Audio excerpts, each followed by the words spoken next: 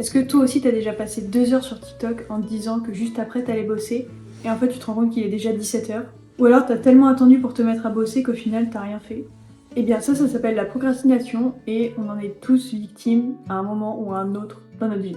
Aujourd'hui on va parler routine du matin, objectifs, actions concrètes. Bref, je te donne toutes mes astuces que j'ai testées et approuvées pour être efficace et arrêter de procrastiner, et crois-moi, j'en ai testé énormément. Étant quelqu'un qui aime faire tout et rien à la fois, je passe régulièrement par des phases où j'ai zéro motivation, je ne fais rien et c'est chiant parce qu'il y a des moments où il faut faire des choses, il faut bosser, il faut rendre des trucs, j'ai des obligations et tout. Et toutes ces astuces dont je vais te parler dans cette vidéo, elles m'aident au quotidien à retrouver un rythme et à atteindre mes objectifs. Juste avant de commencer la vidéo, je t'invite à aller faire un petit tour sur ma chaîne YouTube et à t'abonner si mon contenu te plaît, ça me ferait énormément plaisir, ça me soutient de foufou. Je parle de routine, d'objectifs, de motivation, de santé mentale, de lecture, je fais des vlogs. Donc vraiment si c'est des choses que tu aimes regarder sur YouTube, n'hésite pas à aller t'abonner. Bref, on commence tout de suite avec la vidéo.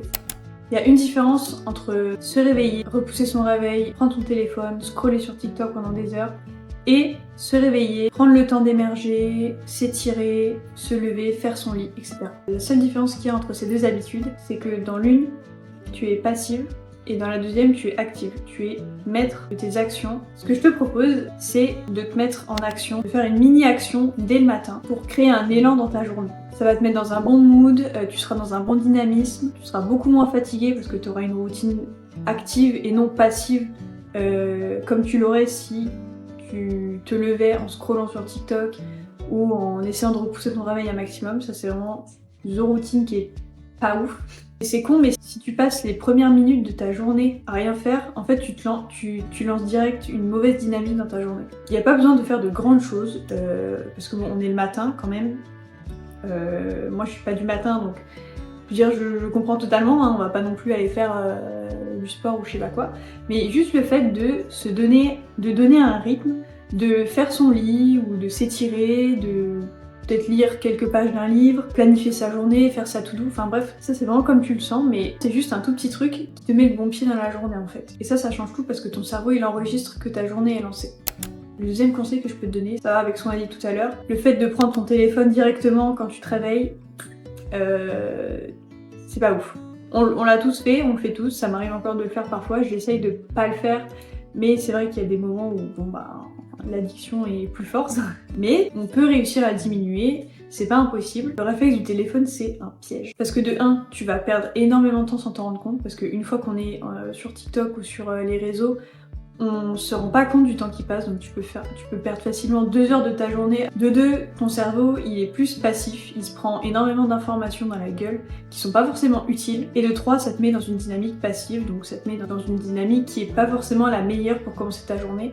L'idéal, comme j'ai dit tout à l'heure, c'est d'être actif et d'être maître de ses actions. C'est pas les choses qui te contrôlent, c'est toi qui contrôles les choses. Donc si tu le peux, essaye de laisser ton téléphone loin de ton lit. Et après, si t'es vraiment quelqu'un qui a besoin d'être sur ton téléphone, je te conseille quand même de te lever sans téléphone, de passer au moins 30 minutes sans le prendre. C'est déjà un pas de gagné.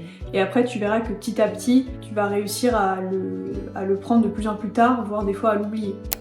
Si t'es quelqu'un qui procrastine régulièrement, que c'est quelque chose qui est vraiment tout le temps dans ton quotidien, il faut peut-être identifier pourquoi tu procrastines, parce qu'il peut y avoir des raisons. Et juste pour rappeler, on procrastine pas forcément par flemme, c'est pas une question de flemme, de fainéantise, soit que la tâche elle est floue, soit que ça nous stresse, on a peur de mal faire, peut-être qu'elle est aussi trop grosse, que la tâche est trop impressionnante pour la commencer, peut-être que tout simplement t'as un manque d'intérêt, que ça t'intéresse pas du tout et que voilà, c'est pas fait pour toi. Pas forcément des feignasses quand on procrastine, c'est pas du tout ça. Donc, quand tu sens que tu procrastines, pose-toi la question, là, maintenant, qu'est-ce qui me bloque? Et en général, la réponse, elle vient assez vite. En fait, on y réfléchit, on n'en est pas forcément conscient, mais c'est assez évident. Par exemple, je vous raconte un peu ma vie, mais aujourd'hui, j'ai beaucoup de travail. J'ai eu du mal à m'y mettre ce matin, et je me suis posé la question, mais pourquoi je fous rien là? Pourquoi j'y arrive pas? Et en fait c'est tout con, mais c'est juste que to-do list est beaucoup trop rempli pour moi en fait. Moi j'ai besoin d'étaler les tâches sur le temps pour que du coup chaque jour j'ai pas beaucoup à faire mais que régulièrement ça avance. Et si je me mets beaucoup trop d'objectifs la même journée, bah en fait ça me donne pas envie, ça me met beaucoup trop de pression. Et donc du coup je me suis dit bon, je réfléchis, s'il y a des trucs qui sont pas faits aujourd'hui, qui peuvent être faits plus tard, bah c'est ok. Je me concentre sur les principaux objectifs de la journée, donc c'est-à-dire rendre ci, rendre ça, finir ma vidéo. Vous allez dire du coup t'as repoussé certaines tâches, c'est pas de la procrastination, c'est juste une question d'organisation et de définition des priorités. Donc aujourd'hui j'avais ça, ça, ça et ça à faire. Je me suis concentrée sur les tâches les plus importantes. Demain, je ferai des choses qui sont secondaires et qui sont dédiées au lendemain, mais qui seront faites dans tous les cas parce que j'ai séparé ma to-do en plusieurs petites tâches que je pourrais faire beaucoup plus facilement et qui me paraîtront moins impressionnantes et moins difficiles à commencer en fait. Et donc finalement, juste le fait de mettre un mot sur le blocage, ben, ça peut déjà aider à le débloquer. En général, je trouve la solution assez rapidement. Ensuite, ce qu'il faut faire, c'est définir des objectifs. Comme je l'ai dit avant, tu procrastines soit parce que tu sais pas par où commencer, soit parce que tes objectifs sont trop flous. Alors du coup, la première chose à faire, c'est définir des priorités. Donc, ce que tu peux faire le matin ou la veille, c'est d'écrire ta to-do du lendemain, écrire ce que tu veux accomplir dans la journée, tes priorités. Essaye quand même de pas trop remplir cette to-do list parce que l'idée c'est quand même de rester focus sur les priorités. Et comme je l'ai dit tout à l'heure, trop d'objectifs, ça t'amène peut-être aussi à procrastiner parce qu'il y a aussi beaucoup trop de choses à faire en fait. Et en plus le fait de faire une to-do ça rajoute de la satisfaction parce qu'à la fin de la journée quand t'as terminé tous tes objectifs, ben, t'as quand même une certaine fierté, c'est cool, t'as bien fini ta journée, t'as fait tout ce que t'avais à faire, maintenant on peut se détendre. Pour que ces objectifs là fonctionnent et que tu puisses facilement les atteindre, il faut qu'il soit smart. Ça veut dire qu'il faut qu'un objectif soit spécifique, mesurable, atteignable, réaliste et temporellement défini. Par exemple, tu définis un objectif qui est précis. Par exemple, aujourd'hui, tu veux commencer la lecture. Ton objectif, ça va être je commence par lire 10 pages de mon livre avant 17h. Cet objectif, il est précis, il est mesurable parce que tu vas lire 10 pages. Il est atteignable parce que si tu commences à lire, évidemment, tu vas pas te taper un livre de 500 pages. Il est réaliste et il est temporellement défini. Tu dois l'avoir fait avant 17h. Ce truc-là d'avoir des objectifs smart, ça te donne un cadre en fait. Et ton cerveau, il aura moins tendance à fuir l'action. Parce que ça paraît moins compliqué et moins impossible. Tu seras plus dans cette optique de je sais pas par quoi commencer, je sais pas comment faire. Tu seras directement dans l'action parce que ton cadre, il est défini. Aussi, le fait de se mettre une limite de temps, ça aide énormément. Je fais ça depuis quelques temps, depuis que j'apprends à m'organiser dans mon quotidien pour garder cette productivité et cette efficacité. Elle a vraiment changé la donne et elle a amélioré ma productivité. Il y a des tâches, par exemple, si tu ne mets pas de limite de temps, et je vais parler pour moi, mais par exemple dans mon domaine, je sais pas, faire une série de posts Instagram, et que c'est mon objectif du jour, mais que j'ai pas forcément mis une limite de temps, donc c'est-à-dire que j'ai toute ma journée de travail pour le faire, ça va traîner, et plus ça va traîner dans le temps, moins j'aurai envie de continuer, plus je vais perdre la motivation de le faire. Alors que si je me donne une limite de temps, par exemple 2 heures, je vais le faire en 2 heures et pas forcément en toute une journée si j'avais pas défini un temps de travail là-dessus.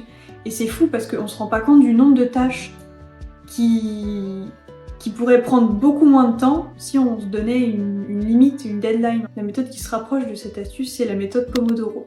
Il me semble que je vous en avais déjà parlé dans mes premières vidéos sur la discipline. La méthode Pomodoro, c'est 25 minutes focus sur ton travail, 5 minutes de pause, 25 minutes de travail, 5 minutes de pause, et au bout de 3-4 cycles, ça c'est en fonction de toi, bah tu te donnes une plus grande pause, par exemple 30 minutes. Ou alors tu peux juste te dire, je bosse là-dessus 1 heure, et ensuite je fais une pause.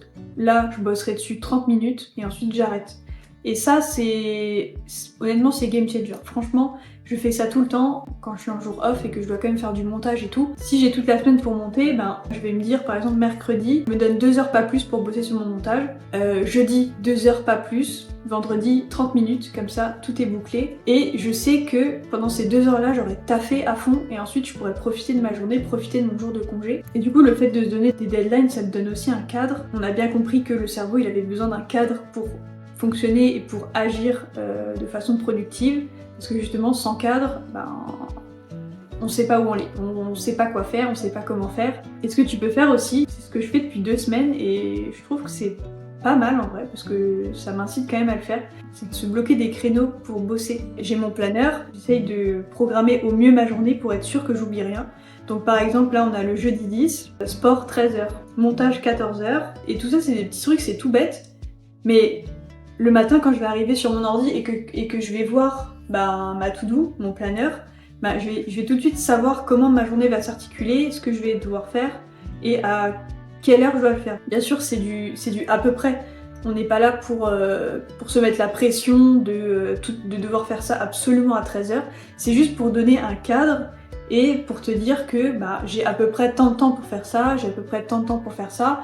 Là, ensuite, une fois que j'ai fini ce montage, après 14h, je pourrais me reposer, je pourrais faire ce que je veux. Et c'est juste le fait de donner un cadre. Il n'y a pas besoin de se mettre de pression par rapport à ça. Si t'as pas atteint tes objectifs ou t'as pas fait absolument ce que tu devais faire à l'horaire où tu avais noté que tu devais le faire, c'est pas grave. L'idée, c'est juste de te donner une vision de ta journée, tu vois. Ça, c'est plus destiné aux gens qui ont du mal à garder un espace rangé, qui sont un peu désorganisés. C'est pas grave d'être comme ça, c'est une façon de fonctionner comme une autre. Mais quand tu dois te mettre au travail, en général, avoir un environnement qui est pas forcément rangé, qui est un peu désordonné, ça peut parfois t'empêcher d'être productive et d'être efficace. Donc, avant de commencer à travailler, tu te prends 5-10 minutes pour un peu remettre de l'ordre, un peu ranger ci, ranger ça. Et comme ça, tu seras dans un environnement rangé. Et qui dit environnement rangé dit que c'est aussi plus rangé dans ta tête. Ça va aussi t'inciter à rester discipliné sur le long terme. Ça, c'est important de travailler sa discipline parce que c'est quelque chose qui est fragile et qui peut facilement s'oublier quand on n'a plus la motivation, quand on a tendance à procrastiner et tout ça. Il faut se forcer, il faut essayer de rester discipliné au quotidien pour que ce soit aussi plus facile après d'atteindre ses objectifs. Et si ton environnement est rangé, tu auras aussi plus d'excuses pour repousser ton travail. C'est déjà une excuse de moins.